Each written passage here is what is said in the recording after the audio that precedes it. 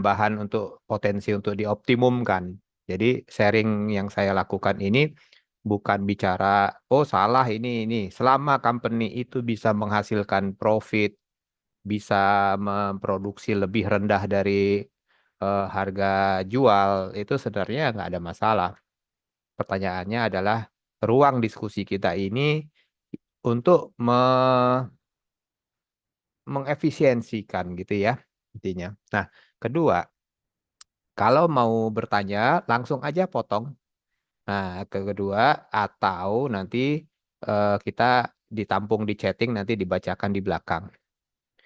Oke, saya mulai ya dengan tujuan dari kita menata letak pabrik gitu ya. Definisi pertama adalah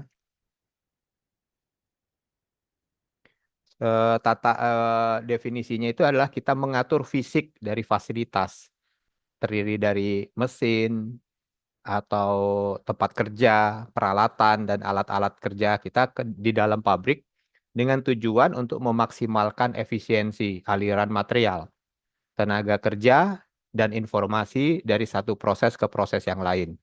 Pak, kok mirip dengan Lean ya jadinya? Betul, nanti kita akan singgung kayak apa kemiripannya ya. Kemudian kita bicara tujuan. Tujuan dari kita merencanakan atau menata ulang tata letak pabrik itu pertama adalah mengurangi waktu tempuh material dan tenaga kerja. Nanti kita bahas. Kedua adalah meningkatkan produktivitas, efisiensi, dan kualitas produk. Ketiga, kita memastikan meminimalkan pemborosan ruang dan tenaga kerja dan energi. Kemudian kita memastikan aliran kerja yang lancar dan teratur. Kemudian kita masuk ke dalam faktor-faktor yang mempengaruhi perencanaan tata letak. Pertama adalah jenis produk yang mau kita produksi ini apa, atau yang kita produksi ini apa. Apakah massal, ataukah batch, atau custom. Kemudian kita bicara lagi volume dari produksi kita dan kapasitas pabrik itu juga gitu loh. Itu faktor-faktor yang mempengaruhi.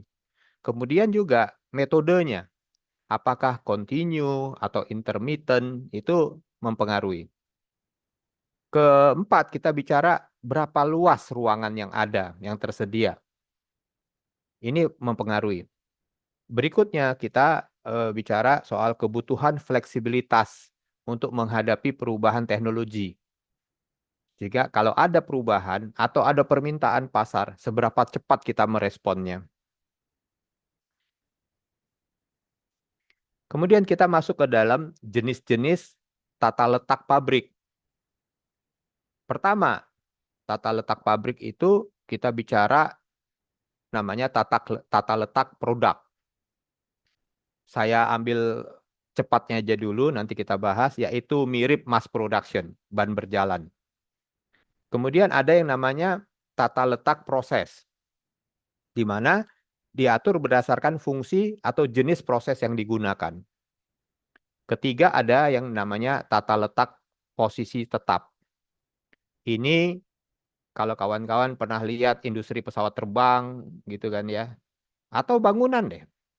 Nah, bangunannya tetap karena sifatnya kompleks atau besar. Yang terjadi mobilisasi adalah material, tenaga kerja, tools, dan macam-macam. Nah, yang keempat ini tipikal yang hibrid, yang menggabungkan dari yang atas tadi, yang tiga tadi, itu menjadi sesuatu pola baru gitu. Goalnya cuma satu, yaitu adalah meningkatkan fleksibilitas. Jadi di poin-poin berikutnya kita akan ngomong nih fleksibilitas gitu kan ya. Kemudian kita masuk ke dalam, ntar saya beresin dulu ini tampilannya biar oke. Prinsip-prinsip untuk tata letak yang efektif. Pertama, prinsip aliran material yang lancar.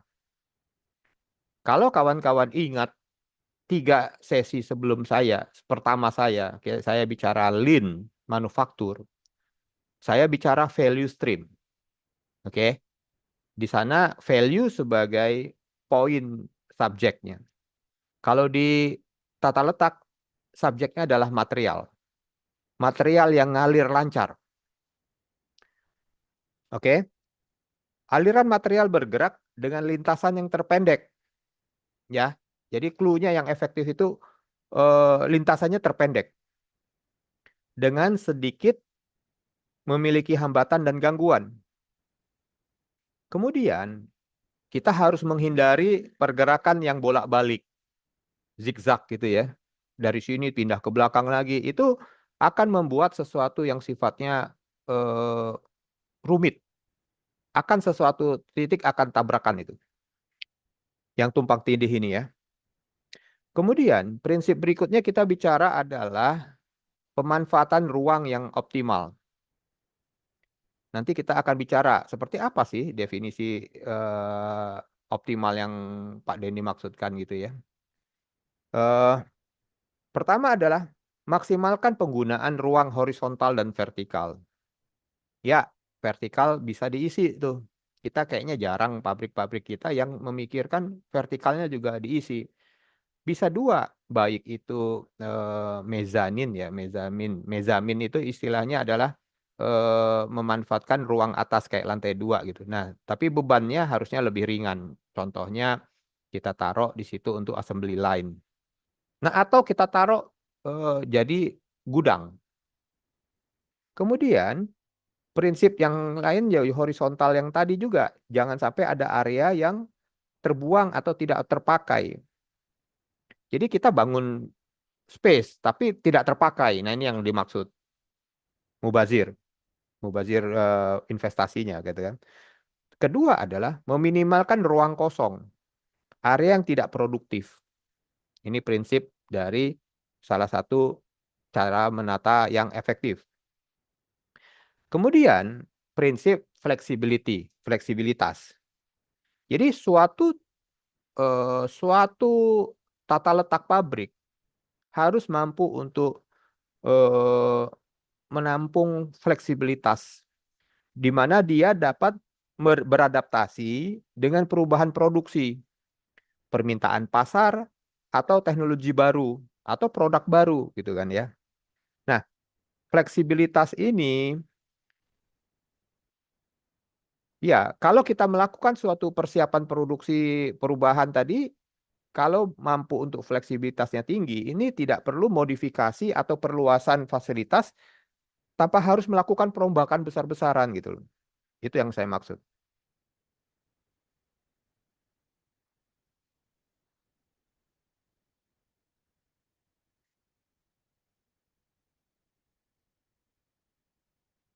Bentar, ini kok nggak bergerak.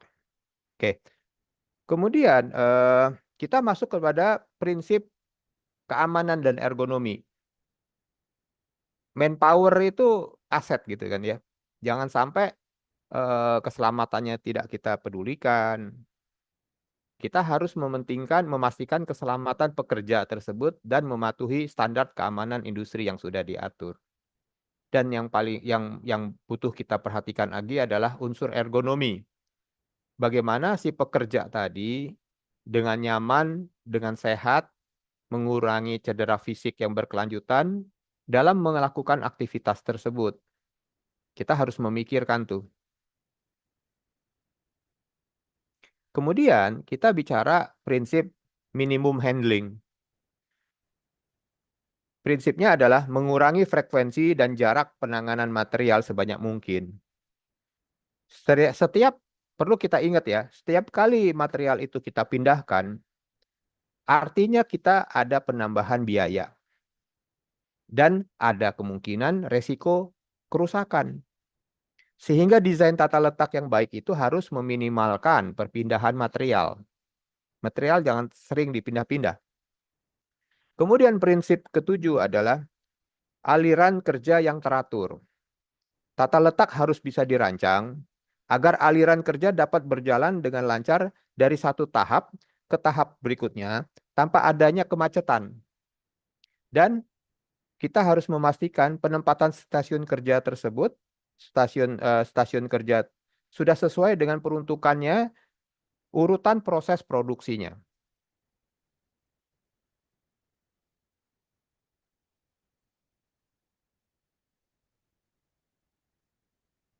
Ntar saya balik lagi ya. Kemudian prinsip efisiensi waktu dan tenaga. Kita harus meminimalkan waktu idle. Itu yang paling penting. Kemarin kalau saya di Lean itu saya bicara namanya waiting time. Nah, idle ini waste kalau dari bahasa Lean. Oke. Mengurangi waktu yang terbuang serta memaksimalkan produktivitas tenaga kerja. Jadi tenaga kerja itu kalau kita ratingkan itu harusnya optimum. Jadi kalau kapasitasnya itu 8 jam sehari itu harus kita hitung. Jangan sampai 8 jam sehari kenyataannya cuma 4 jam utilisasinya gitu ya. Kemudian efisiensi waktu tersebut penempatan mesin dan peralatan strategis dapat mengurangi waktu transportasi. Jadi yang paling penting juga efisiensi waktu untuk dari sisi transportasi tadi. Nah, kemudian prinsip berikutnya adalah perencanaan jangka panjang. Tadi saya sudah saya sebutkan di slide sebelumnya bahwa harus dirancang di mana potensi ekspansi atau perubahan di masa depan itu tetap terakomodir. Jadi kita harus mampu beradaptasi terhadap pertumbuhan atas baik pasar atau apa ya, teknologi atau apa. Sehingga prinsip-prinsip ini membantu menciptakan tata letak yang efisien, efektif, fleksibel, yang mendukung tujuan utama dari operasi pabrik tersebut, yaitu mencapai efisiensi produksi dan mengurangi pemborosan dan meningkatkan keselamatan serta kenyamanan bagi pekerja.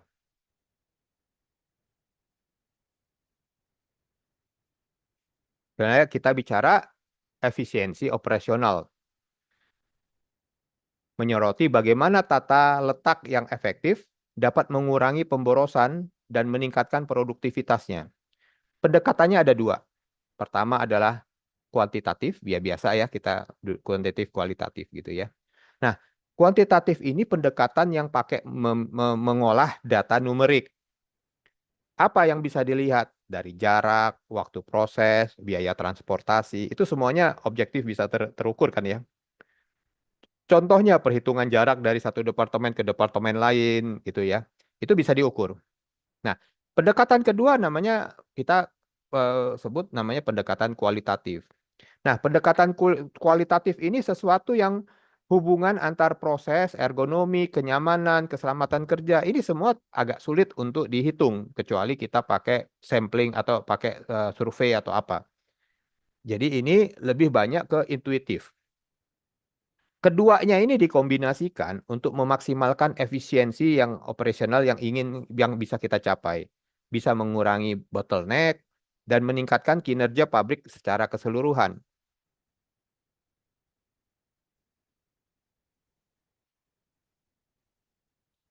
Nah, kemudian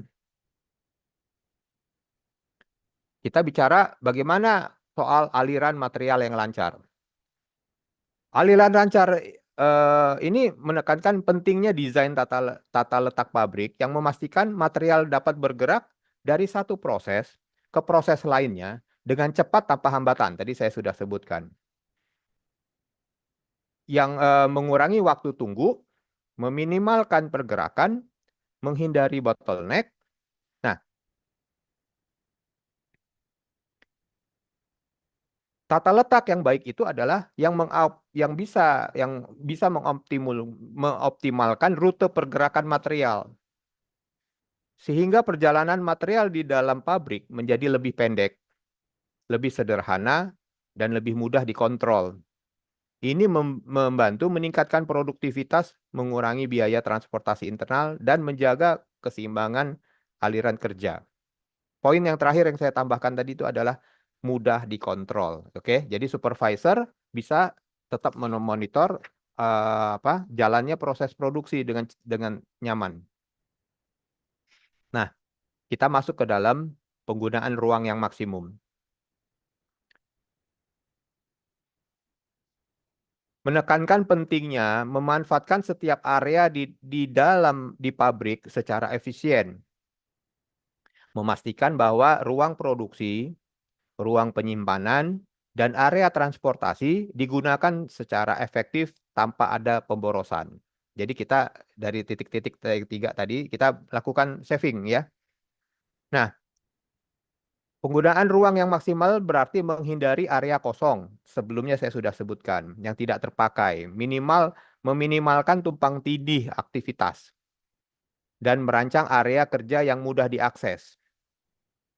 Ini juga termasuk penempatan peralatan dan mesin dengan tepat untuk mengoptimalkan produktivitas, serta mempertimbangkan ruang untuk aliran material dan akses. Jadi kita harus bicara ada dua aliran nih. Aliran material, satu lagi adalah aliran pekerja. Ini jangan sampai tumpang tindih. Kalau tumpang tindih ini akan berantakan. Apalagi kalau materialnya transit gitu kan ya. Tujuannya adalah meningkatkan efisiensi produksi, mengurangi biaya, dan menciptakan lingkungan yang kerja yang kondusif. Pertama adalah optimasi penggunaan lantai.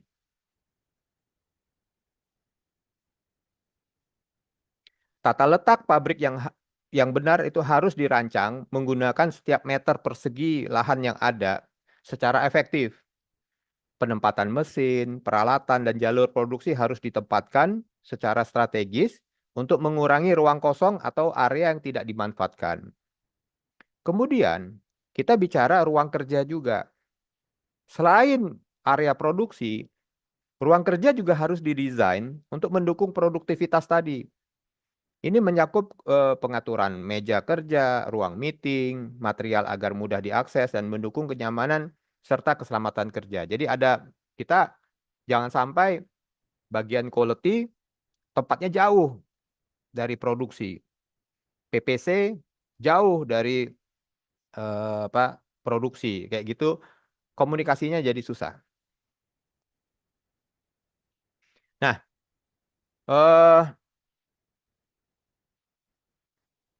bentar ya.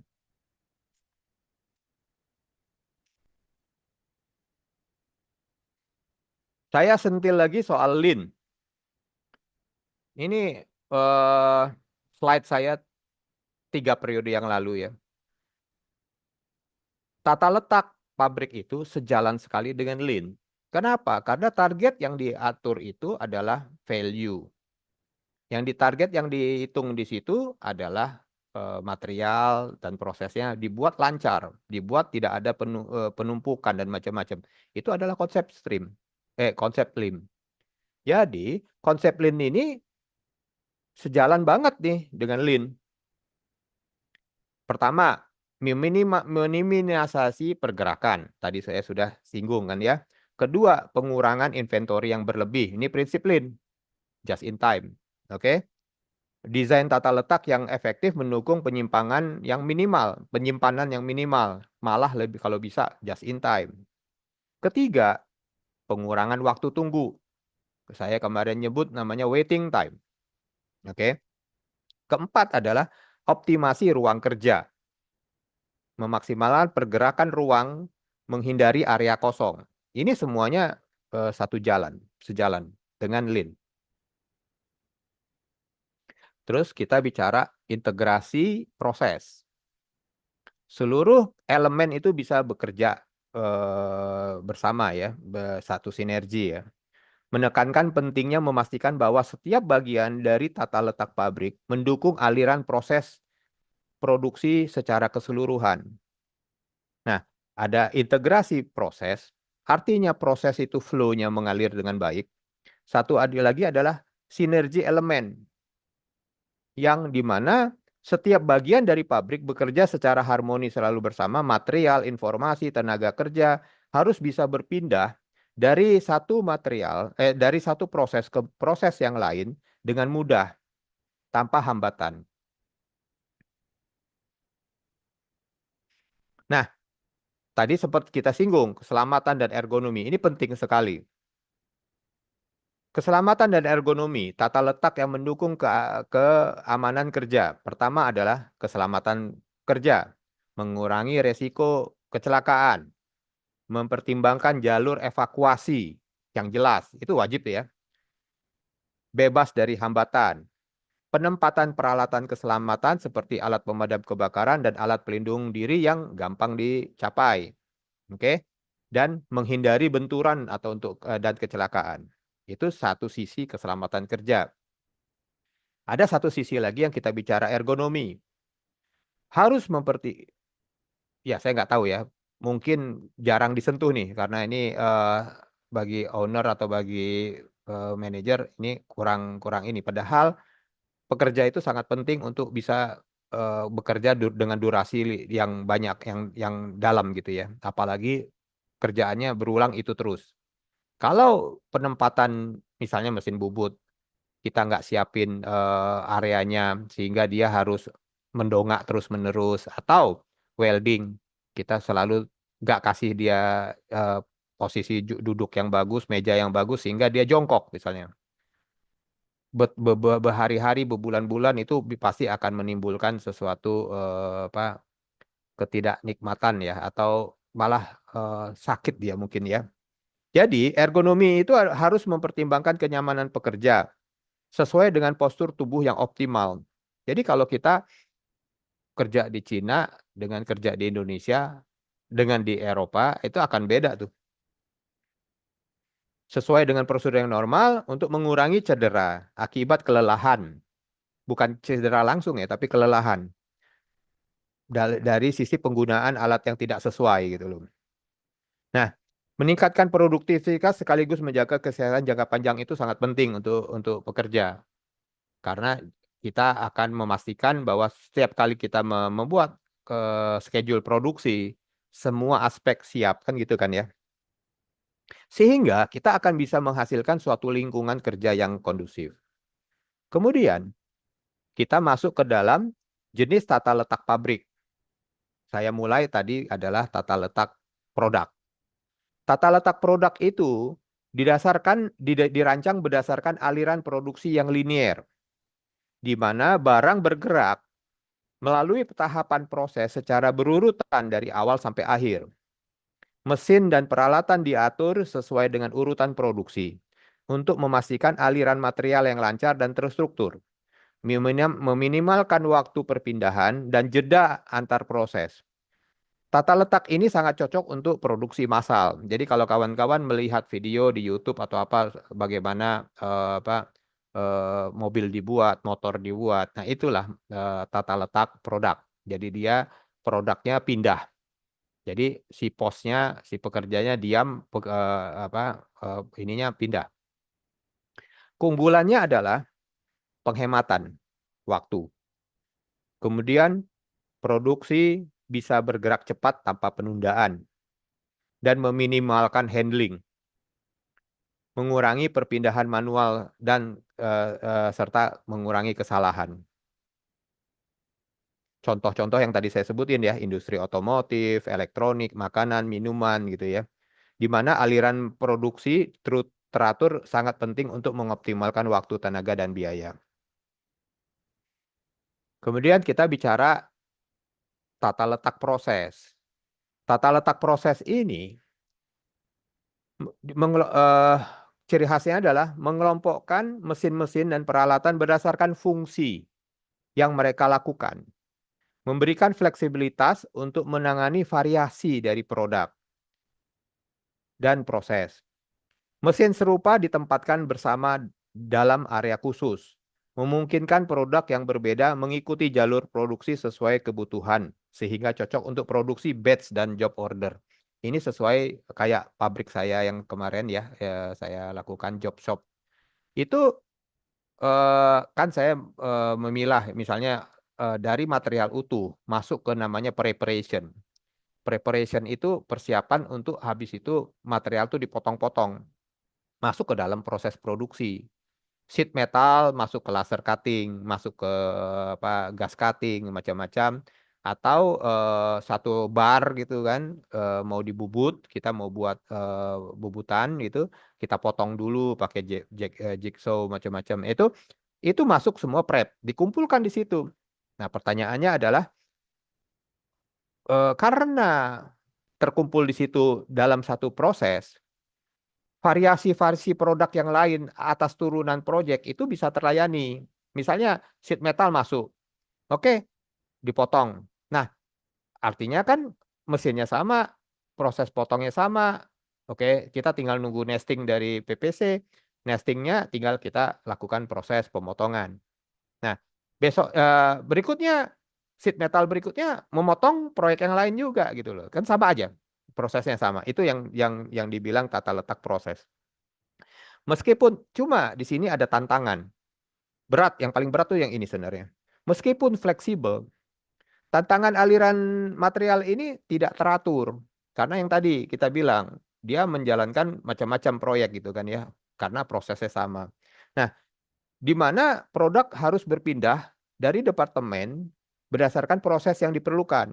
Seringkali akan mengalami yang tadi saya bilang, kelemahannya itu adalah TikTok, balik ya, zigzag ya saya bilang ya. Sehingga penanganan untuk job shop ini rumit, kompleks. Sehingga timbullah tantangan baru, yaitu butuh sekali manajemen yang bagus. Memerlukan manajemen aliran yang bagus. Nah, kemudian kita masuk ke tata letak posisi tetap. Yang saya tadi sudah sebutkan, pesawat terbang, mobil, pesawat terbang, kapal, bangunan gitu kan ya. Ciri khasnya adalah barang tidak pindah. Produk yang diproses biasanya berukuran besar atau kompleks. Dia digarap yang digiringkan ke sana either alat, material maupun orang, keahliannya masing-masing. Oke. Jadi yang terjadi mobilisasi pekerja dan material. Pekerja, peralatan, material yang dibutuhkan untuk menyelesaikan produk akan berpindah-pindah mendekati produk tersebut sesuai dengan timingnya. Nah, yang tadi saya sebut adalah tata letak hibrid. Ini yang keempat. Hibrid ini adalah kombinasi. Kombinasi dari antar yang tiga tadi. Keunggulannya adalah fleksibilitas. Ini hal-hal ini bisa memungkinkan suatu jalur produksi untuk beradaptasi untuk unsur yang terhadap permintaan teknologi dan macam-macam. Contoh kayak gini ya. Jalur produksi ban berjalan gitu ya, mobil. Nah, ada sisi satu mesinnya itu datang-datang udah ter-AC itu ya. Nah, ada pabrik yang lain melakukan jalur sub-AC sendiri untuk mesin. Misalnya kayak Daihatsu, saya tahunya ADM itu ada engine plant gitu kan. Keluar-keluarnya itu ban berjalan tapi engine. Tapi ada juga yang satu engine itu dirakit dulu satu-satu oleh satu orang. Nah, ini kan sebenarnya aliran eh, tetap kan ya. Nah, setelah jadi baru masuk ke dalam jalur. Jadi kombinasi ini apa? Untuk apa? Untuk supaya fleksibilitasnya tinggi. Terus kemudian kita bicara optimasi tata letak. Yang tadi saya bilang ada dua pendekatan. Pendekatan kuantitatif dan pendekatan kualitatif. Nah, kalau kuantitatif, kita bicara dengan data. Menerapkan analisis berdasarkan angka. Meningkatkan efisiensi ruang, aliran, dan macam-macam. Pertama, kita bicara ruang waktu siklus. Kita bisa menghitung tuh siklus dari awal yang tadi saya sebut material dipotong gitu kan, sampai jadi. Itu bisa diukur tuh. Oke. Dari sini kita bisa mengidentifikasi hambatannya. Dan kita bisa mengoptimum. Kalau kita sudah mengidentifikasi, membandingkan dengan parameter, akhirnya kita bisa mencari optimizing dari proses untuk mempercepat prosesnya. Kedua, kita bisa menghitung jarak dari satu mesin ke mesin lain. Kita hitung tuh jarak yang paling optimum. Ketiga adalah penggunaan ruang. Kita bisa ngitung dengan struktur bantuan sifatnya yang berbau matriks. Kita bisa menganalisis area yang digunakan dibandingkan dengan area yang tersedia. Serta mengidentifikasi ruang yang tidak terpakai. Sehingga dengan menerapkan data kuantitatif tersebut, keputusan berbasis informasi tersebut bisa dipakai untuk menghasilkan keputusan yang efektif.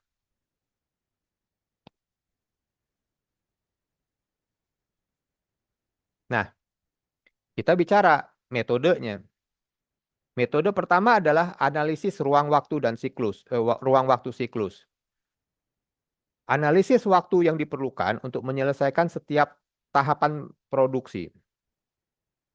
Dapat dipakai untuk mengidentifikasi bagian mana yang perlu untuk dapat dioptimalkan. Saya 2 periode yang lalu waktu Lean, saya bicara soal apa yang saya lakukan di company yang saya jalankan dulu. Mesin itu bisa saya ukur waktu prosesnya sampai sampai di proses berikutnya dengan yang istilah saya segitiga barcoding. Jadi worksheet saya barcode, mesin saya barcode, operator saya barcode di awal sama akhir. Kemudian pindah di proses yang lain sama worksheet yang berikutnya akan di-barcode lagi. Jadi, worksheet di tempat saya itu ada sebelah kirinya itu worksheet yang barcode yang, turun gitu ya. Kita buat kalau di-scan dia tidak bisa yang sudah selesai, bisanya next-nya gitu. Nah, kemudian diadu dengan barcode identitas dari mesin dan barcode identitas dari pekerja. Dan tambah lagi adalah barcode dari pengawas. Pas akhir setelah dicek kualitasnya oke, lakukan hal yang sama. Otomatis kita udah bisa menghitung tuh, berapa lama mesin ini, memproduksi atau melakukan pekerjaannya untuk komponen tersebut, oleh siapa, oke, dimulai jam berapa, oke, kemudian selesainya jam berapa, itu bisa semua. Dan yang paling penting juga bisa menghitung nunggunya berapa lama untuk diproses, lebih lanjut lagi. Kemudian kita bicara adalah diagram aliran, diagram alir material. Seperti yang saya sampaikan juga, bentuknya kayak flowing gitu ya. Dari situ kita bisa melihat visualisasi aliran barang di seluruh fasilitas. Menganalisis jarak yang dilalui oleh material, mengidentifikasi titik hambatan, dan merencanakan rute yang lebih efisien. Kemudian ketiga, yang kita bisa lakukan adalah analisis jarak. Pengukuran jarak dari satu stasiun ke stasiun yang lain, sehingga kita bisa tahu apakah tata letak ini sudah baik atau perlu diminimalkan lagi. Kemudian kita bicara optimasi penggunaan ruang. Ini bisa dilakukan dengan kuantitatif. Mengevaluasi penggunaan ruang, perusahaan dapat menentukan area yang berlebihan yang tidak efisien. Kemudian kita juga bisa memakai kuantitatif ini untuk model atau simulasi sebelum kita melakukan sesuatu eksekusi, kita sudah bisa membayangkannya dulu. Jadi kita tanpa melakukan perubahan fisik, kita udah bisa membayangkannya duluan ya. Nah, bagaimana dengan kualitatif? Kalau kualitatif sifatnya fokus pada aspek-aspek non numerik. Jadi pendekatan kualitatif tersebut melibatkan pemahaman intuitif dan pengalaman. Jadi memang dibutuhkan pengalaman untuk ini dalam merancang tata letak yang optimal. Yang paling bagus apa? Dua-duanya dipergunakan. Nah, pertama, apa yang bisa dibidik oleh di sini? Pertama adalah aliran kerja yang efisien. Kita mengidentifikasi pola aliran material tuh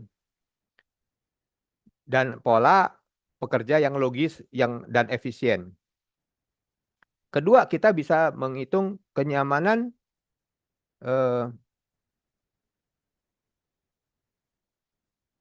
dan keamanan pekerja. Tadi seperti saya sebutkan, keselamatan, ergonomi, kenyamanan itu sesuatu yang tidak bisa sulit dihitung dengan angka gitu kan ya. Itu bisa dalam bentuk kuesioner atau apa gitu.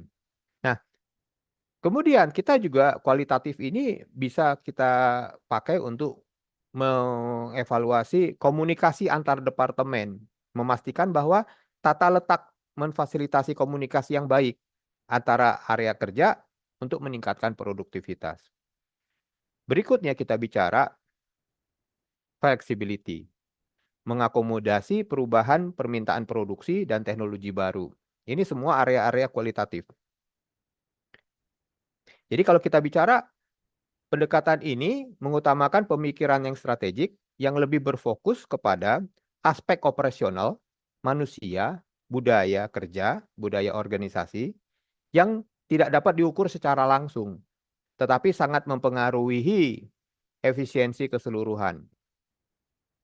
Termasuk di dalamnya local wisdom ya. Nah, kemudian kita bicara apa sih fokus-fokus untuk aspek kualitatif?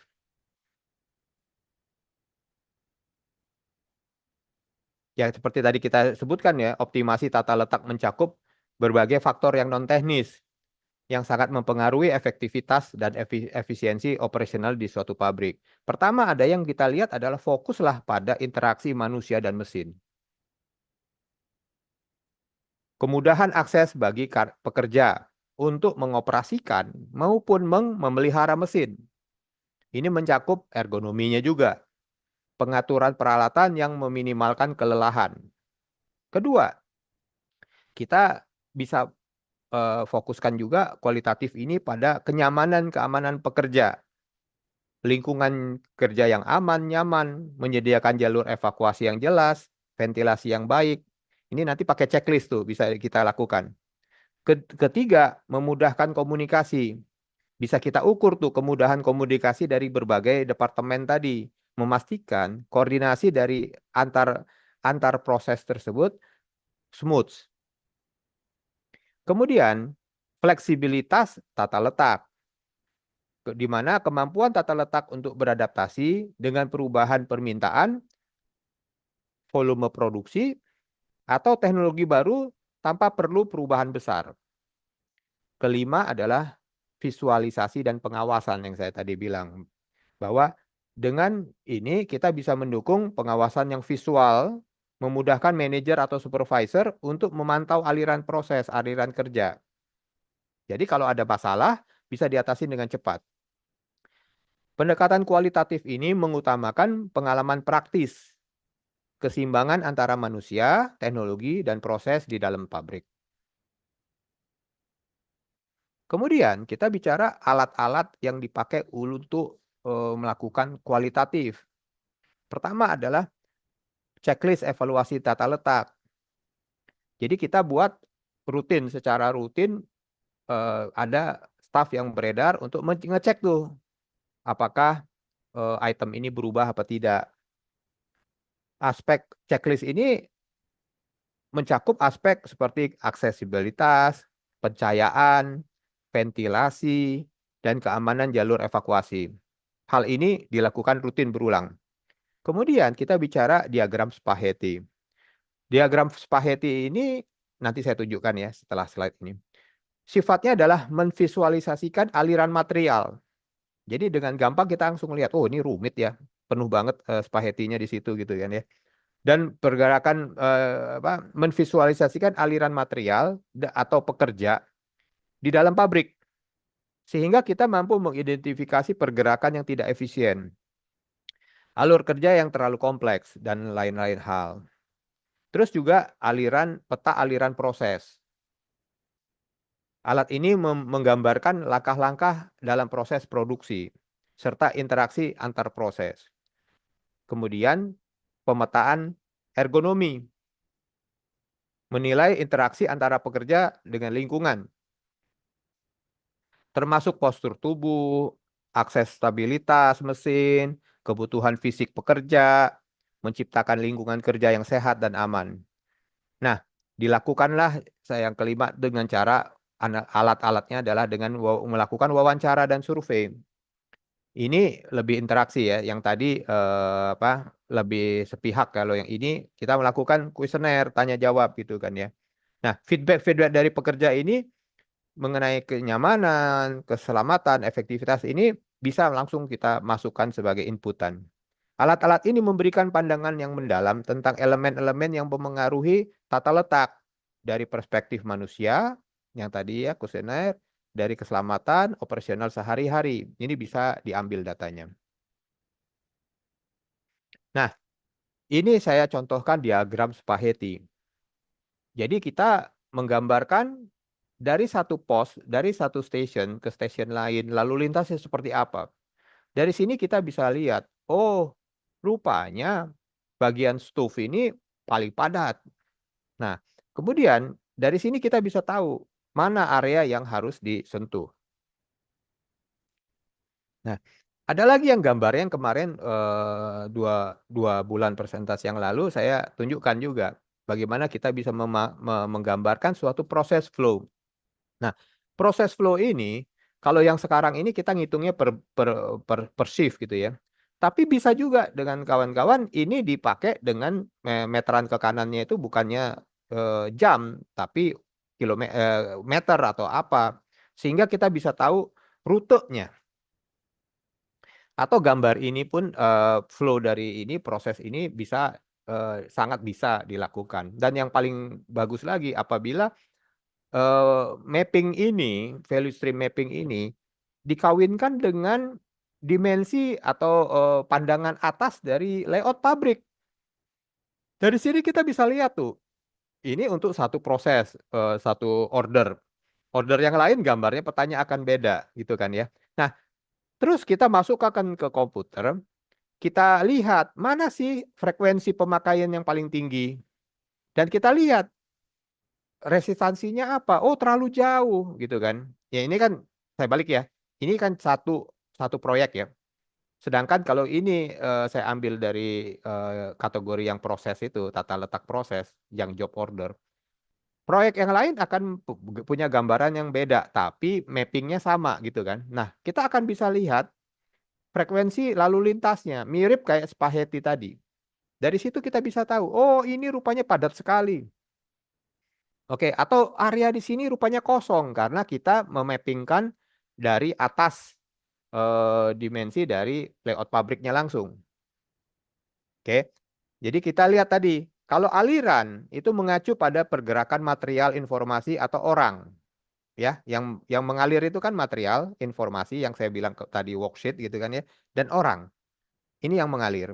Kedua, itu aliran. Kalau peta peta yang tadi kita lihat, ini kan saya sebut peta ya.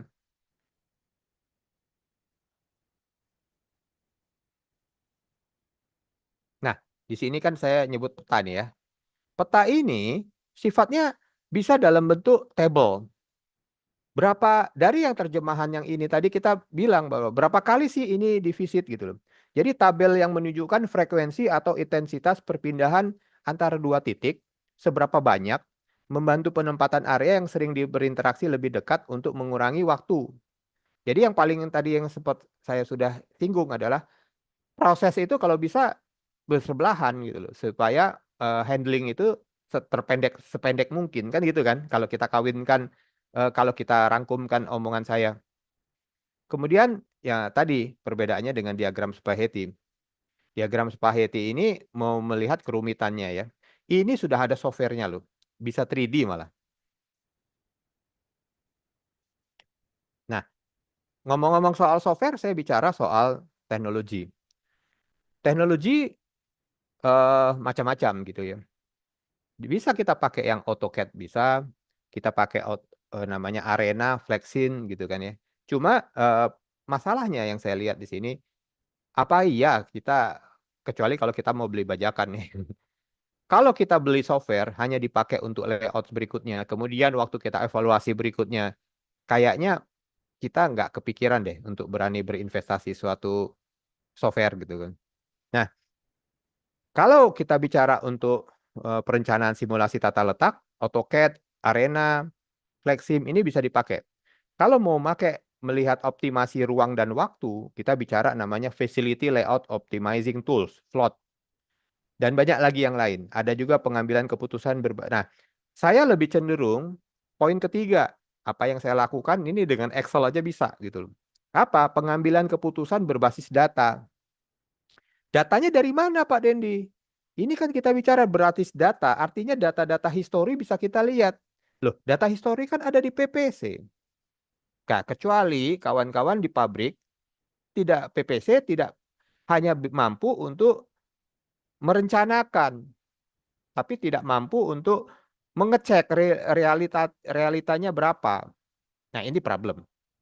Tapi kalau PPC dia tahu, oh saya merencanakan per pos ini 30 menit. Kenyataannya diproduksi 45 menit. Mengapa? Dikejar gitu kan. Terus rame rata-rata pas sudah dicek diperbaiki tetap 45 menit. Artinya kesimpulan saya 30 menit itu salah. Harus diperbaiki naik 45 menit kenyataannya. Nah, ini kan bicara data-data histori.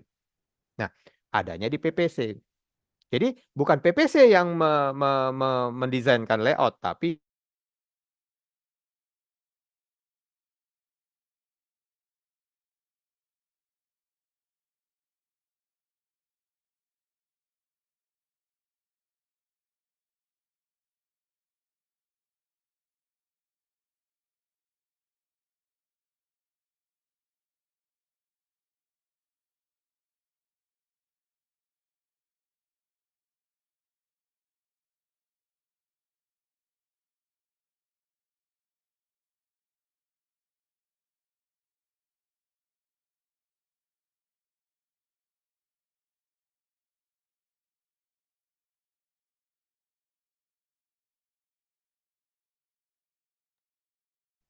Pak Dani, ada kendala, Pak? enggak udah masuk lagi. Oh ya, Oke, sorry. di-share Sorry ya. screen ya, Saya Pak? saya share lagi ya. Tadi terpental ya. Iya, Bapak. Saya nggak ngerti tadi kenapa terpental. Tapi Kemungkinan sih. sampai mana ya saya bingung. Prinsip handling.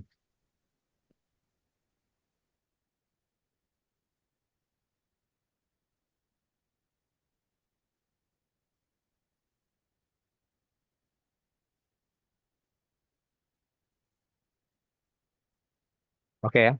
Penanganan material. Oke, saya masuk di sini ya sekarang. Oke, tapi sebelumnya saya udah bahas belum ya Nah, sampai sini, Pak. penyelesaian fleksibilitas. Oke, ini tadi oke ini ya sini ya. Ya. Kedua, teknologi tadi maaf saya terhanyut di yang tiga tadi yang saya pakai gitu ya. Nah, yang keempat ini penyesuaian dinamis dan fleksibilitas. Memungkinkan teknologi software itu dipakai untuk mengatur tata letak yang lebih fleksibel. Jadi dia melihat flexibility ke fleksibilitasnya itu bisa. Kemudian juga kita bisa menekankan melihat konektivitas dan kolaboritas. Bagaimana software tata letak terkini saat ini banyak mendukung kolaborasi antar departemen melalui cloud, kayak ERP dan apa-apa gitu ya. Itu kan apa di bagian yang ini. Jadi bagaimana purchasing berhubungan dengan cost control, berhubungan dengan PPC dalam satu alur di di di software. Mirip kayak ERP tapi untuk manufakturnya. Nah, terus kemudian kita bicara penanganan material dalam bentuk tata letak pabrik ya. Definisi penanganan material itu adalah memindahkan, menyimpan dan mendistribusi. Oke. Memindahkan material ini aktivitasnya adalah perpindahan barang dari satu titik ke titik yang lain. Bisa pakai manual, bisa pakai alat-alat kayak forklift atau conveyor dan macam-macam. Tapi yang paling penting adalah unsur yang paling penting kawan-kawan pegang itu adalah meminimalkan jarak perpindahan untuk mengurangi waktu dan biaya handling. Jadi apapun ceritanya, itu yang harus kita lihat adalah meminimalkan jarak perpindahan untuk mengurangi waktu. Kemudian penyimpanan material adalah penyimpanan yang efisien itu memaksimalkan penggunaan ruang dan memudahkan akses material saat diperlukan. Jadi yang paling penting di penyimpanan material ini adalah space-nya maksimum. Oke, dengan penataan, dengan software dan macam-macam. Nah, kedua, saat diperlukan hadir. Artinya barang ini sedekat mungkin dengan lokasi. Gitu kan ya. Nah, Ketiga adalah mendistribusikannya. Aliran material dari area penyimpanan ke produksi menuju tahap selanjutnya. Itu yang paling penting untuk distribusi. Yang paling penting dari distribusi ini adalah, atau kita nyebut distribusi yang baik, itu adalah meminimalkan waktu tunggu. Oke, poin ini paling penting, meminimalkan waktu tunggu, kalau perlu just in time. Dan memastikan material tepat waktu di setiap titik di titik produksi. Nah, apapun cara kita, kuncinya yang tadi saya bilang, untuk di handling ya. Pertama adalah memindahkan material itu adalah meminimalkan jarak. Oke? Supaya mengurangi waktu dan biaya handling. Kedua, menyimpan material. Oke? Yang paling penting adalah memaksimalkan penggunaan ruang dan barang akses ready untuk saat diperlukan. Kemudian waktu kita mendistribusikan, hal yang paling penting itu adalah meminimalkan waktu tunggu. Jangan sampai dari satu gudang ada sub gudang gitu kan. Ada sub gudang lagi. Nah, itu enggak. Itu yang bertabrakan dengan poin ini. Saya bilang bukan tidak baik, tapi itu bertabrakan dengan konsep ini gitu loh. Karena yang benar apa? Langsung dong, Pak. Bukan hanya langsung, tapi dekat dengan tempat produksi. Dalam konteks tata letak ini, penanganan material harus direncanakan dengan hati-hati untuk mengurangi waste. Jadi ujungnya waste, tapi balik lagi yang seperti yang saya omongkan di awal. Kalau kawan-kawan memproduksi kenyataannya bisa menghasilkan profit, itu udah bagus. Jadi pendekatannya bukan salah benar, tapi yang benar adalah pendekatannya adalah lebih bisa menghasilkan profit atau saving gitu kan, atau mengoptimumkan produksi.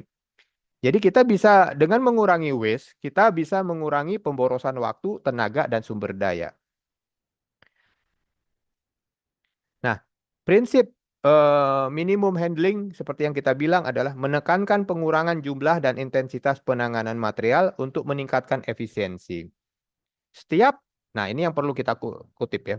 Setiap penanganan yang tidak perlu itu menambah biaya, waktu, dan resiko kerusakan material. Kemudian kita bicara dampak pada efisiensi produksi. Pengurangan waktu transportasi. Oke, optimasi jarak pemindahan material ini alur produksi mengurangi waktu tunggu. Pengurangan biaya transportasi. Dan ketiga adalah efisiensi penyimpanan. Ini topik poin-poin dampak dari efisiensi yang harus dikejar. Nah, ini mulai sesuatu yang sebenarnya kawan-kawan pasti udah familiar juga. Jenis-jenis penanganan material. Pertama adalah manual. Apa sih manual itu? Ya, barang-barang yang kecil, ringan, volume kecil gitu kan ya. Waste-nya banyak. Inefisiensinya banyak. Kedua adalah, tapi dia punya kelebihan. Apa? Fleksibilitasnya tinggi. Kekurangannya tadi, efisiensinya rendah. Kemudian, pendekat berikut adalah sistem penanganan mekanis. Kita bisa nyebutlah forklift, conveyor, crane, dan macam-macam. Ini umumnya dipakai untuk memindahkan barang dengan berat atau volumenya besar. Kelebihannya adalah pastilah meningkatkan efisiensi, pengurangan berat beban kerja manusia. Karena tadi pembandingnya dengan manual kan ya. Kekurangannya otomatis di sini investasi peralatan yang cukup besar. Jadi biasalah efisiensi ditutup dengan lebih efisien, ditutup dengan volume gitu kan atau kapasitas, sehingga investasinya terdepresiasi dengan baik. Nah, berikutnya yang ketiga adalah sistem otomatisasi. Kalau di jalur produksi itu ada yang di jalur ambillah mobil gitu ya, ada bicara automated guide vehicle. Jadi kayak lori gitu ya, kita taruh dia ngikutin ban jalan marka jalan dia akan ngikutin terus gitu. Nanti di tiap pos dia berhenti untuk diambil dibalikan. Tapi ini bicara sangat ramah lingkungan ya, artinya bukan sangat ramah, kemungkinan resiko human error itu kurang banget gitu loh. Nah, Cocok untuk lingkungan produksi yang memerlukan efisiensi tinggi, akurasi, dan kecepatan menangani material. Nah, cuma memang balik lagi tadi kekurangannya investasinya besar, lebih besar dari yang mekanik. Tapi juga ada pendekatan yang semi otomatis. Jadi kombinasi antara manual dengan otomatis gitu kan ya. Umumnya digunakan di area yang memerlukan keseimbangan antara flexibility. Tadi juga kita bicara hybrid. Ujungnya adalah apa? Untuk flexibility. Ini juga terjadi semi otomatic karena mengadjust untuk flexibility-nya tadi.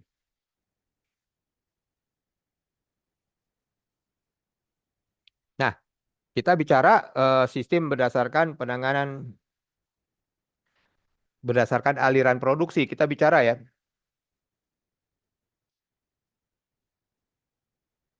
Mekanis ini 5 ya, oke, betul ya. Kelima ini adalah sistem penanganan material berdasarkan aliran produksi. Ini yang kita tadi bicara tata letak produk. Oke. Biasanya kalau tidak pakai ban berjalan, ya selalu ban berjalan, konveyor mengalir gitu kan ya. Nah, tapi ciri khasnya tata letak itu biasanya proses ya. Itu biasanya pakai forklift. Karena apa? Fleksibilitinya lebih banyak.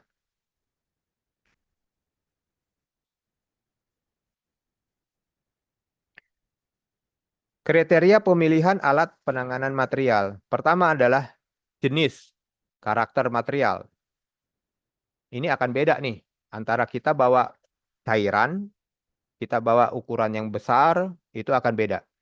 Misalnya kayak forklift, itu kita pakai untuk material berat, konveyor untuk yang ringan. Nah, bisa juga kita lihat berdasarkan volume dan kapasitas. Volumenya besar, otomatis pakai konveyor, lebih cocok kan ya.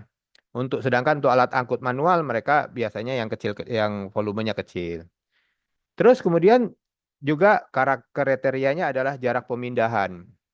Kalau jaraknya panjang gitu ya, ya biasanya pakai yang tadi automated guide vehicle tadi atau crane untuk jarak jauh, troli untuk jarak pendek. Flexibility itu alat sesuatu harus mudah untuk disesuaikan dengan tata letak. Kemudian kita bicara kebutuhan untuk kecepatan operasi. Ini juga menjadi kriteria salah satu pemilihan jenis kayak apa yang mau kita pakai. Keenam adalah keselamatan dan ergonomi. Ini juga menjadi variabel biaya operasional dan kemudian kesesuaian dengan aliran material. Nah, pemilihan alat-alat yang tepat dapat membantu mengoptimumkan penanganan material, meningkatkan efisiensi operasional, dan mendukung keselamatan serta produktivitas pekerja dalam tata letak pabrik.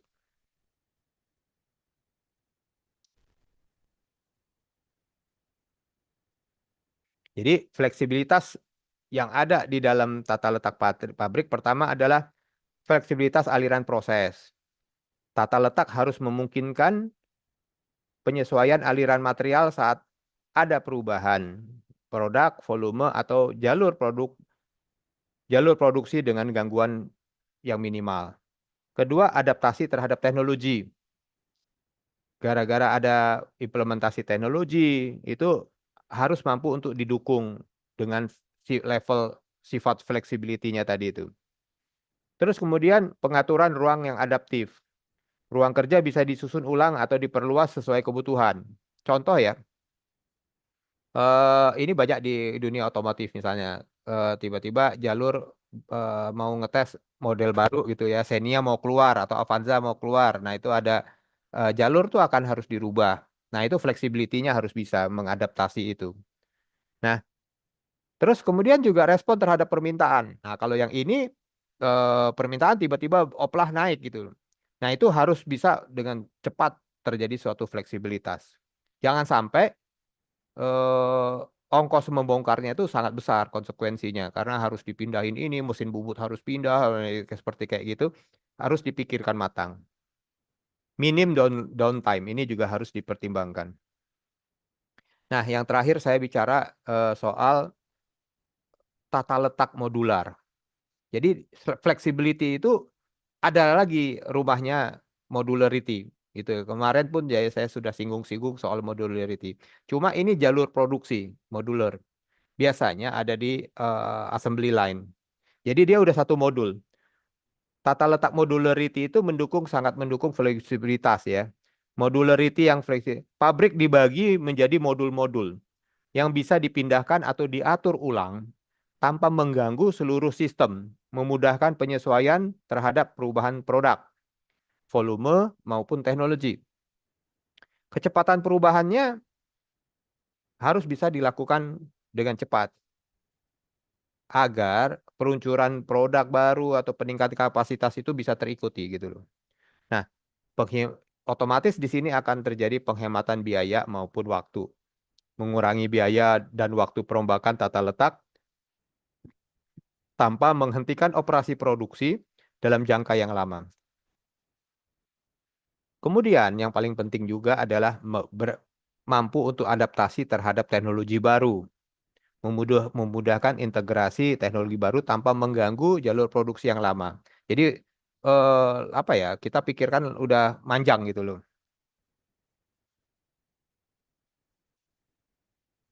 Nah, dari ini semua, bagaimana pertanyaannya cara mengevaluasi hasil dari yang kita pikirkan tuh, cara mengevaluasinya pertanyaan gimana? Pertama, mengaudit. Kita audit dengan melakukan peninjauan sistematis aliran material, penempatan mesin, dan pemanfaatan ruang untuk memastikan tata letak berjalan optimal. Dilakukan dengan secara berkala atau saat ada perubahan besar. Dua-duanya bisa, kuantitatif bisa, kualitatif bisa. Tadi kan ya ada menunya itu. Nah, periodik aja. Ada checklistnya. Kalau yang bicara kualitatif dia pakai checklist. Nah, kalau kuantitatif kita hitung jarak tuh. Kita hitung jarak atau kita hitung flowingnya yang tadi saya udah sebutkan. Kedua, analisis kinerja. Mengukur parameter kuantitatif seperti waktu siklus, jarak perpindahan, biaya handling melalui simulasi atau pengukuran langsung lalu dibandingkan dengan target. Jadi harus ada pembanding ya. Tiga, ya ini jadi yang saya ulang ya. Yang pertama tadi adalah audit. Kedua ide adalah analisa parameter yang didapat. Oke. Ketiga adalah KPI. KPI sendiri langsung bisa nemu tuh. Jadi kita melakukan KPI ini sehingga kita selalu menghitung itu, merumuskan hitungan data-data kita rumuskan sehingga data itu tetap ngalir. Nah, ini KPI ini malah bisa dengan cepat mengalir karena tidak perlu dilakukan audit, sudah datang sendiri gitu. Yang paling penting adalah suatu evaluasi berkala yang memungkinkan perusahaan meningkatkan efisiensi. Nah, sejam ya. Kesimpulannya, pertama adalah perancangan tata letak pabrik yang optimal berperan krusial dalam meningkatkan efisiensi produksi dan mengurangi pemborosan sejalan dengan prinsip lean manufaktur yang tadi saya bilang ya. Tata letak yang baik harus mendukung aliran material yang lancar. Kemudian penggunaan ruang yang maksimal dan minimalisasikan handling untuk menghemat waktu dan biaya. Adapun jenis handling adapun jenis tata letak seperti tata letak produk, proses, tetap, dan hibrid yang masing-masing memiliki keunggulan tergantung pada karakteristik produksi. Fleksibilitas dalam tata letak juga penting untuk menyesuaikan dengan perubahan teknologi yang dibutuhkan menyesuaikan dengan perubahan teknologi dan kebutuhan produksi. Evaluasi kinerja tata letak melalui audit dan analisis kinerja secara bertahap, secara berkala, memastikan tata letak tetap efektif. Pendekatan continuous improvement seperti Kaizen dan integrasi lean manufaktur merupakan kunci dalam menjaga efisiensi yang untuk jangka panjangnya. Begitu kira-kira presentasi saya. Monggo kalau ada yang mau diskusi. Ya, Pak Dendi, ini ada pertanyaan dari Bapak atau Ibu Dian. Pertanyaannya, apakah desain tata letak mesin harus dilakukan awal bahkan sebelum bangunan pabrik dibuat? Oke. eh Seperti judul dari kita bacakan ini kan adalah perencanaan ya. Perencanaan itu artinya di awal. Jadi jangankan ya udah pasti di awal ya. Kenapa? Bangunan itu dibangun seharusnya ya. Kalau areanya bebas ya, bukan nyewa atau bukan apa. Kita sebenarnya bisa membuat bangunan sesuai dengan jalur produksi, sesuai kebutuhan. Baru kita membuat bangunannya. Mau 2 lantai, ya posnya kayak apa, itu dipetakan dulu. Sama seperti kita membangun mobil. Membangun mobil itu ada rancang bangunnya duluan. Kita udah menentukan powertrainnya berapa, terus kemudian kita mau bicara kapasitasnya berapa orang, kayak gitu kan ya. Di awalnya kalau merancang mobil tuh kan gitu, di awalnya gross vehicle weight-nya berapa, daya tampungnya berapa. Sebelumnya lagi bicara gunanya untuk apa? Oh, keperluannya untuk city car. Artinya beratnya nggak besar gitu kan ya. Nah, kemudian bicara dengan ini kapasitas cc-nya berapa. Baru habis itu kita eksekusi kan. Sama dengan ini. Jadi kita bilang ini kapasitas mesin kita mau buat pabrik apa? Pabrik sedotan misalnya. Oke, dibutuhkan berapa mesin gitu. Oh, 3 jenis, lima jenis mesin saja. Berapa kapasitas terpasang per hari? Oh, sekian sekian sekian. Oh, jadi kami daripada pakai mesin yang skala 1.000, saya mendingan skala 500 tapi 2 biji misalnya kayak gitu. Monggo aja. Nah, setelah kita pastikan, oh ada mesin A, mesin B, mesin C gitu, kita bikinkan flow alurannya. Aliran flow-nya seperti ini, baru kita mappingkan, kita buatkan bangunannya. Itu yang satu. Ada bisa juga, sebenarnya kita sewa punya gedung, udah punya gedung, tapi untuk bisnis apa gitu kan ya. Nah, ini pendekatannya bukan perencanaan, tapi memodifikasi. Tidak ada masalah. Tidak ada masalah. Kita karena kan konsepnya tadi kan Kaizen itu kan selalu continue improvement, membandingkan. Jadi jalan aja dulu, ada pabrik ukuran sekian-sekian, terus saya butuh mesin tadi lima jenis model, masing-masing model dengan kuantiti beda-beda. Oke, atur. Pertanyaannya, ngalir nggak proses produksi? Ngalir. Oke, bisa jual nggak? Bisa. Dapat profit nggak? Profit. Oke, habis itu baru kita ukur, kita rubah. Oh, Pak Dendi nyuruh fasilitasnya sedekat mungkin. Kedua, apa lintasannya apa smooth kayak gitu kan. Terus saya bilang tadi maksimumkan luasan horizontal gitu kan. Oh, kurang juga, masih butuh area. Mungkin nggak untuk ke vertikal. Kalau mungkin, apa yang paling dekat dibutuhkan di vertikal ini. Nah, input-input itu yang tadi saya sampaikan, informasi ke kawan-kawan, pakai itu untuk melakukan improvement. Nah, analisis akhirnya yang tadi saya bilang, bagaimana cara mengauditnya, memilih audit lakukan, data lama ada, jadi jangan kita melakukan perubahan tanpa merecord performa lama ya. Nah, kemudian kita bandingkan dengan yang baru.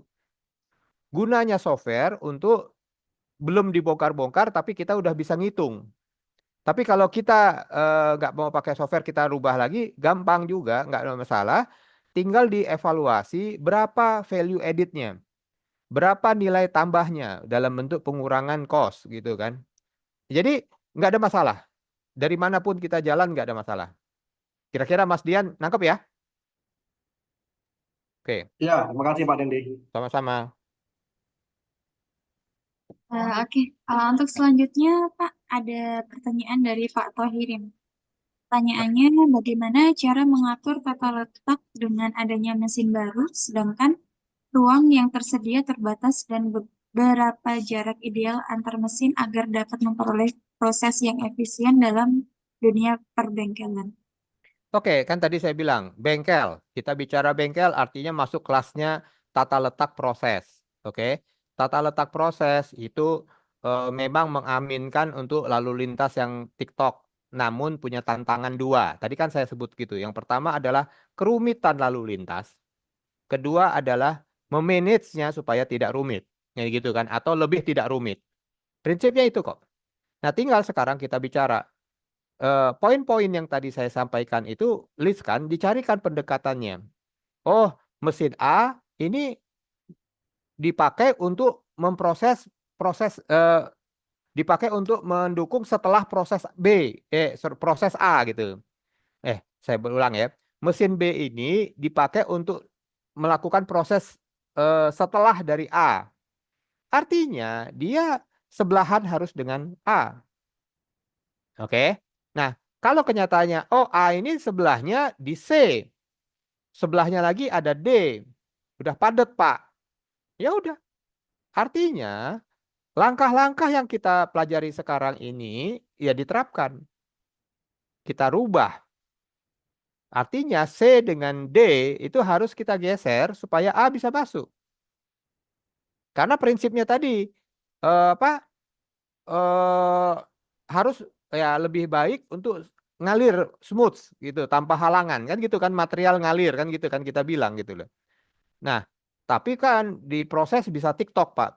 Ya, balik lagi judgementnya atau jurinya adalah angka.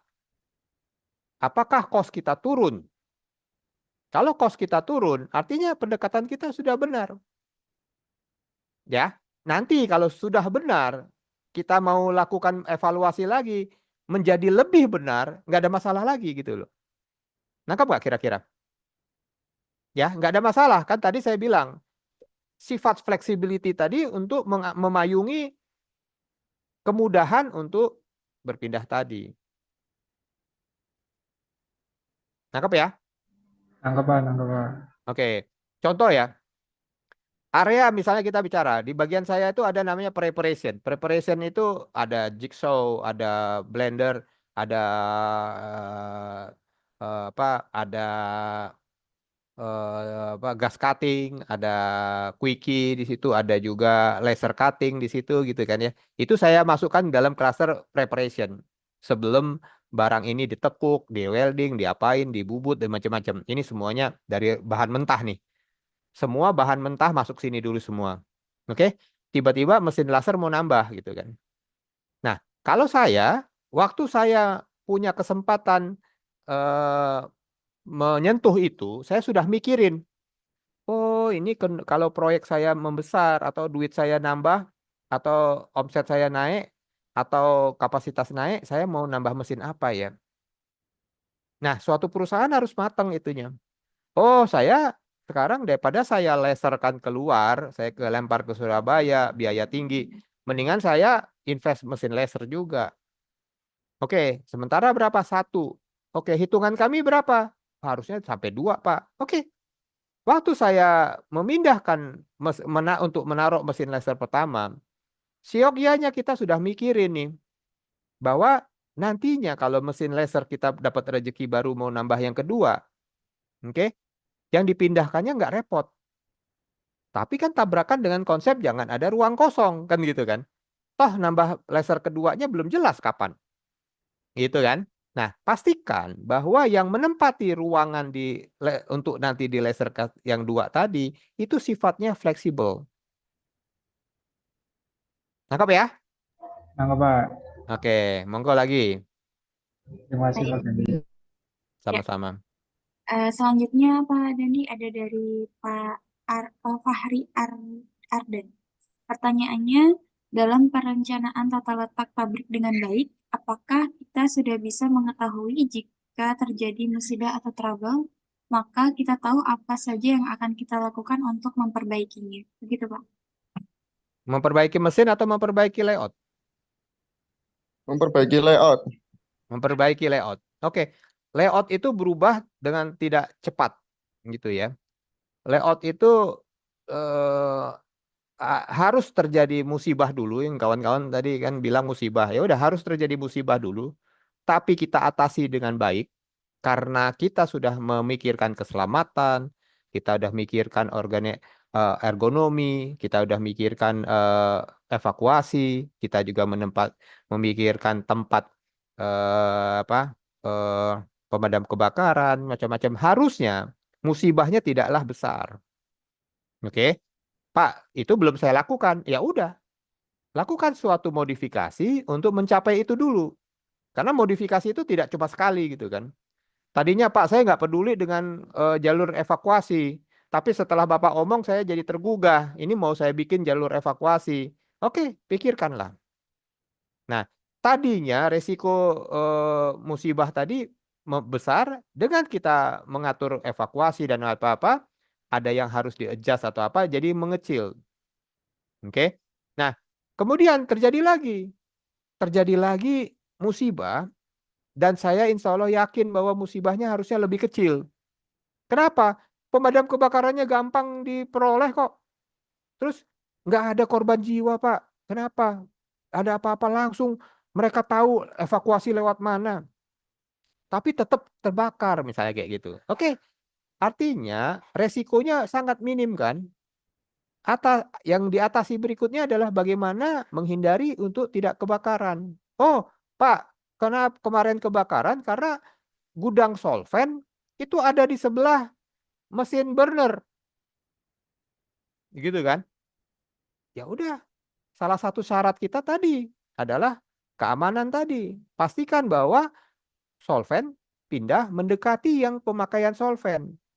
Solvent itu mudah kebakar dan tidak dibutuhkan di burner. Di mana? Di percetakan misalnya. Oke, sudut mana bagian kita yang percetakan? Dekatkan ke sana. Jadi continuous improvement yang tadi saya terakhirkan Kaizen tadi itu melakukan porsi ini. Jadi prinsip-prinsip yang saya kasih tadi itu bukanlah prinsip yang sekali sentuh langsung jadi. Tapi prinsip yang dievaluasi terus-menerus, dievaluasi berdasarkan ada kuesioner, ada parameter-parameter, ada KPI gitu kan. Nah, pimpinan yang baik dia langsung bisa tahu tuh, oh ini harus dirubah. Kapan mau ngerubah? Oke, bulan depan kita coba rintis, rubah, coba dipikirin bagaimana ekspansinya. Nangkap ya? Halo? Nggih, Pak. Berarti ada undang-undang dalam tata letak pabrik ya? Undang-undang dari versi siapa? Pemerintah. Nggih, Pak. Berarti harus kayak gini, kayak gini, kayak gini gitu. Kalau dari pemerintah ada dari Depnaker biasanya keluar ya. Kalau waktu saya menjalankan lift maintenance Indonesia 5.000 lift Hyundai itu saya terikat dengan Depnaker. Tapi sebenarnya undang-undang itu bisa diartikan peraturan yang sifatnya internal. Untuk bagaimana peraturan internal supaya terjadi resiko yang rendah. Contoh ya, undang-undang juga namanya. Saya kemarin cerita ke siapa saya lupa. Saya bilang, company kami yang lalu, yang tempat saya dulu kemarin kerja, di kantongnya ada korek api itu denda 250.000. Dan Satpam bisa kapanpun melakukan inspeksi. Itu kan undang-undang. Ketangkep langsung keluar. CCTV ketahuan mereka main handphone di dekat solvent keluar. Itu udah undang-undang. Nah, kalau undang-undang dari Depnaker ada biasanya untuk regulasi-regulasi untuk menekan resiko. Misalnya kayak menanjat ke ketinggian berapa harus ada harness macam-macam itu undang-undang juga gitu. Ya. Baik, Pak. Siap. Terima Oke. kasih. Ada lagi? Ya, Pak. Berikutnya dari Pak Muhammad Afif Mutakin. Pertanyaannya, bagaimana cara mengukur tingkat efisiensi perancangan tata letak yang sudah dibuat? Oke, tadi saya singgung ya. Kawan-kawan bisa melakukan pakai kuantitatif atau kualitatif. Tapi yang paling penting kan saya tadi juga analisis di kualitatif saya kasih tools-toolsnya untuk analisa untuk mengukur. Yang paling penting itu adalah mereka selalu terbandingkan. Itu aja ya. Jadi kalau kawan-kawan punya alat ukur, Dan kawan-kawan sangat sadar alat ukur ini menyentuh variabel-variabelnya. Nah, alat ukur ini dijalankanlah reguler.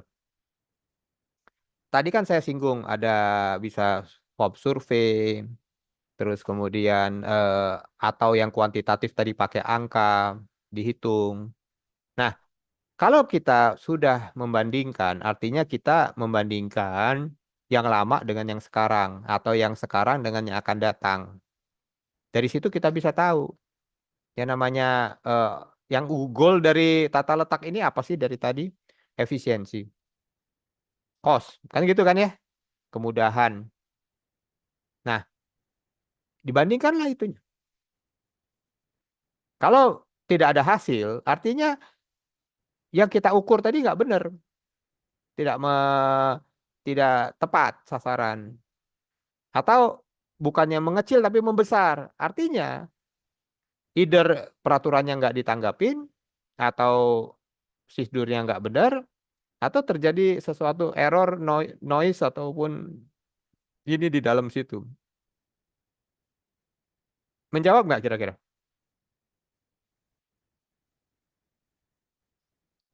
Halo? Jelas, Pak. Ya, Oke, halo. Oke, Ya, ada Pak. lagi yang lain? Ya, ada Pak. Satu dari Pak Sujono Arif.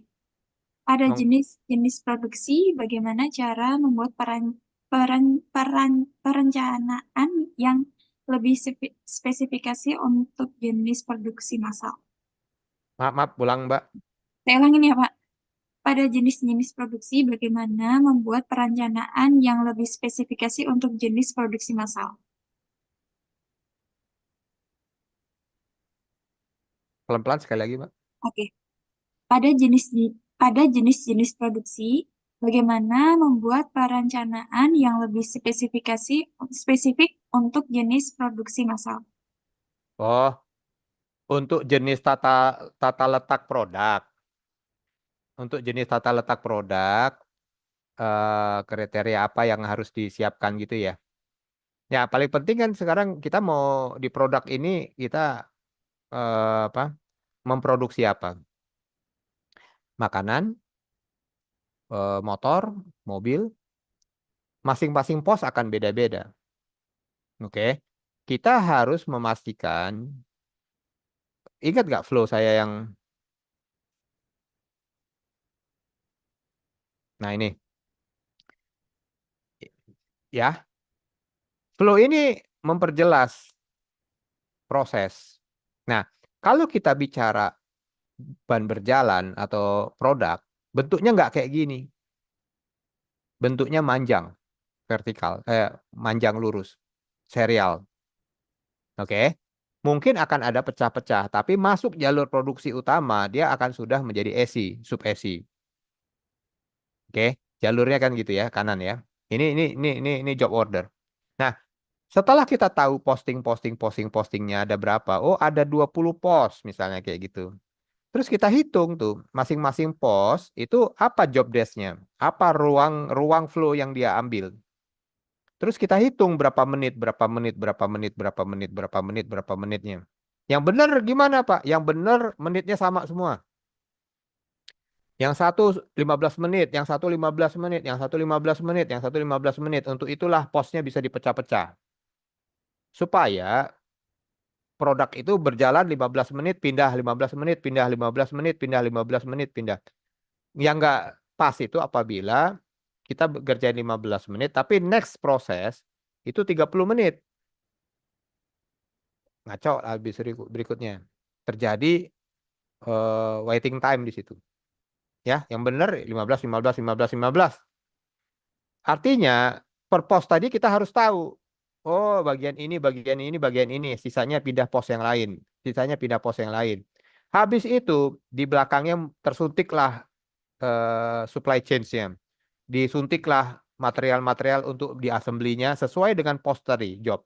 Itu akan harus dibikinkan alurnya. Nah, setelah itu jadi, langsung kita buatkan rangkaian flow-nya.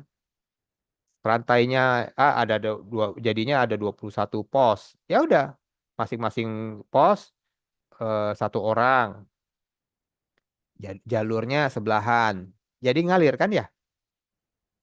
Nangkep nggak kira-kira? Yang lebih rumit lagi apabila, oh Pak, masuk bukan satu jalur, tapi dia jadi T, ada lagi yang masuk. Tapi yang ini bukan masuk sebagai ESI, tapi juga jalan ban berjalan juga. Nah itu sama. Masuknya ujungnya yang baru tadi juga harus 15 menit. Supaya ngalirnya smooth. Nah, tinggal kita atur. Setelah kita jadikan, oh bentuknya kayak Y gitu, atau kayak garpu tala gitu kan ya. Ya udah kita siapin ruangan, kita siapin jalur produksi yang bentuknya kayak garpu tala. Dan harus dipikirkan aliran masuk dengan aliran keluarnya. Aliran masuknya apa? Yaitu material-material untuk nyuplai proses berikutnya. Yang satu sudah terpasang kan pindah 15 menitnya, habis itu material berikutnya datang untuk dipasangkan di setelahnya, kan gitu ngalir terus. Nangkep nggak kira-kira ini? Baik Pak, terima kasih. Bener ya, yang ditanya itu kira-kira ya? Iya Pak. Oke, ada lagi ya nggak yang lain? Oke, ada Pak dari Bapak Ashari Nur Faisal. Bagaimana cara menempatkan titik kontrol kualitas di sepanjang proses produksi agar lebih efektif? Oke, saya jawab ya, tapi ini nggak ada hubungan dengan tata letak ya. Oke, balik lagi ke yang kemarin minggu lalu, apa pertemuan kita yang lalu soal kualitas. Ada di YouTube tuh, dicari aja. YouTube saya kemarin ada, atau di Mbak Ririn kapan naik yang kedua saya? Masih proses, Pak. Masih proses ya. Di situ saya sebutkan kualitas, kita bicara quality control, ada quality insurance. Monggo dicek di situ. Ini hal yang terpisah dengan tata letak. Ada pendekatan yang berbeda-beda. Ada yang quality control itu jadi gate. Jadi 100% lewat situ dicek. Ada yang mainannya sampling. Loh, kok berani Pak sampling? Karena sudah kita tanamkan secara organisasi yang namanya quality awareness. Jadi si pekerja tadi sudah kita tanamkan kesadaran untuk keluar dari saya itu adalah bagus gitu loh. Jadi tidak perlu dicek. Nah, dan kalau di Mas Pro hubungannya dengan yang tadi ditanya Pak Sujono ya kalau nggak salah produk ya. Kalau di ban berjalan dia tidak bicara gate-nya itu seperti yang tadi saya sebutkan di awal, tapi kita bicara adalah bermain peta lebar pita penyimpangan. Jadi dia ngecek, diukur satu sampling, jalanin masukin lagi. Dia menjaga toleransi mediannya. Kalau sampai mendekati titik langgar, dia akan perbaiki itu sambil berjalan, di-adjust lagi untuk ke rata-rata lagi. Nah, termasuk misalnya di rata-rata samplingnya 1 per menit gitu kan ya. Tiba-tiba mulai melebar, samplingnya dinaikkan jadi 2 atau 5 per menit gitu. Oh, rata-rata ini beneran terjadi penyimpangan. Terus di-adjust tuh sama sistem. Di-adjust balik lagi ke tengah lagi. Sehingga samplingnya nanti 1 lagi. Ya itu dilakukan sambil berjalan. Tersampai nggak kira-kira? Iya Pak, sampai Pak. Oke, Pak Asari ya. Oke. Monggo yang lain. Oke, Jadi bagaimana? Jadi quality yang dibangun tadi ya, saya balik lagi ke yang minggu lalu. Quality itu kan kesadaran. Oke. Jangan sampai pekerja itu tidak tahu apa sih yang dibela-belain sama company soal namanya quality. Nah, kalau sampai anak buah kita itu operator atau teknisi kita sadar atas quality, sifatnya quality, karena itu ada di lean. Oke. Kalau sampai dia sadar mau pakai mesin ini diperbaiki dulu atau dibersihin dulu sama dia, itu satu fungsi dari TPM. Nah, kalau sampai sadaran level itu tinggi, yakin sama saya quality-nya bisa terjaga dengan baik. Jadi kalau udah pada level kayak gini, nggak perlu dijagain, nggak perlu. Tapi kalau masih kucing-kucingan apa-apa baru perlu gitu kan. Malah tegas. Nangkep ya kira-kira Pak Asari ya. Iya, nangkep Pak. Oke, ada lagi yang lain? Oke, silakan. Ada yang ingin didiskusikan dengan Pak Dani? Monggo. Bagaimana?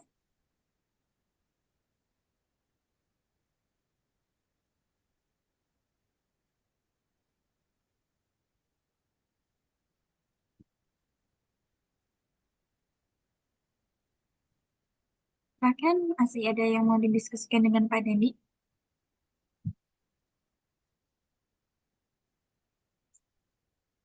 Kalau dari Pak Dani mau ada tambahan lagi, Pak? Enggak. Saya menjawab pertanyaan aja biar lebih fokus ya. Jadi saya balikin lagi ya. Coba tadi nanti YouTube-nya dibuka lagi. Sebenarnya clue-clue untuk membuat suatu atau merencanakan tata letak yang baik itu sudah saya sampaikan semua tuh. Fleksibel, apa aliran yang rata, yang cepat, yang lancar, jaraknya harus dekat, gitu kan ya. Tidak ada hambatan, aliran material dengan aliran manusia jangan sampai tabrakan, kayak gitu ya. Nah, itu sebenarnya berlaku untuk manapun, mau produk, mau proses, mau hibrid, mau tetap, itu tetap. Ya, tinggal dia punya rumah satu-satu yang sulit untuk digabung, kecuali di hibrid. Tetap itu bicara flow kayak jalan berjalan, proses itu bicara job shop yang sifatnya per proses pindah. Ada lagi yang sebenarnya ada job shop yang sifatnya dilakukan eh, seperti tetap. Di mana Pak Dedi? Seperti kayak ada satu company misalnya, biasanya memang ngeborongin. Di karyawan ada ini selesain lah satu ini sampai jadi berapa gitu, ini sampai ini. Itu udah pasti produknya nggak akan jalan di situ saja.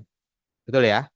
Nah, cuma bedanya yang kalau yang tetap itu orangnya silih berganti mengerjakan sesuai proses, ini orangnya itu terus sampai jadi. Tapi barangnya tetap di situ-situ aja kan. Nah, hal ini tidak ada yang salah. Tidak ada yang salah.